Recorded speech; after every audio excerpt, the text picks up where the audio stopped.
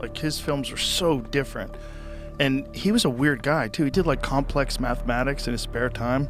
I just pulled my script from Eyes Wide Shut. I had a script that was from set, and I was reading it over the weekend, and I saw that it has this, I mean, I've known this for a long time, but I started really thinking about it over the weekend. It's missing a narration. It's missing a third-person narration that was originally in the movie. And that's because the movie was recut and changed after his death.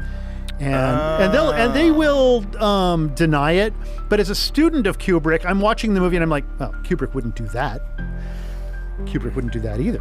Kubrick would have trimmed this scene. I didn't know they recut it after his death. Okay, so apparently, I think they finished it.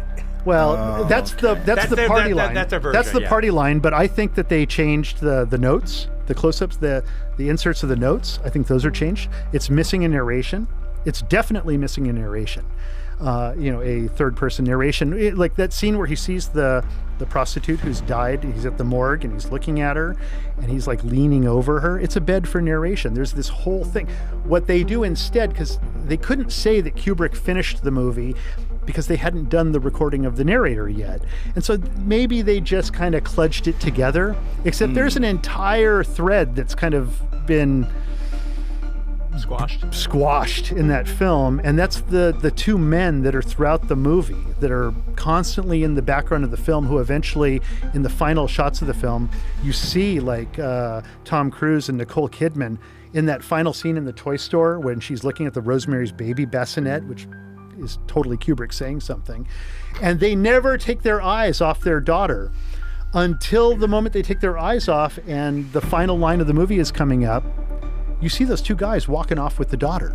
They're taking her away. They've given their daughter to the pedo cult. That's what's happened at the end of the movie.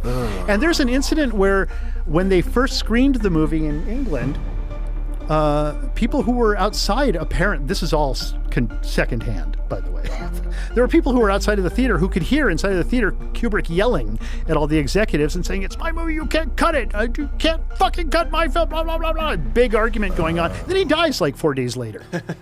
Oh, Jesus.